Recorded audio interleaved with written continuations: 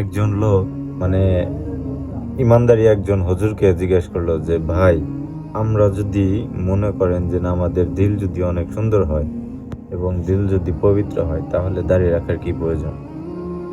তো ওই হুজুর মানে ওনাকে প্রশ্নের উত্তর দিতেছে যে দাড়ি হচ্ছে আমাদের একটা ইউনিফর্ম। যদি এই বাংলাদেশে সেনাবাহিনীরা একটা ইউনিফর্ম পরে, কারণ সবাই তাকে চিনে, যে এই ইউনিফর্ম দেখলে সবাই চিনতে পারবে যে উনি একজন সেনাবাহিনী। একজন নৌবাহিনীর মানুষ যদি একটা নৌবাহিনীর ইউনিফর্ম পরে, তাহলে তো মানুষ চিনতে পারে সে একজন নৌবাহিনী। ঠিক জবাবে এইরকমই ভাবে বললো যে আমাদের দাড়ি হচ্ছে একই রকম, আমাদের এইটা ইউনিফর্ম।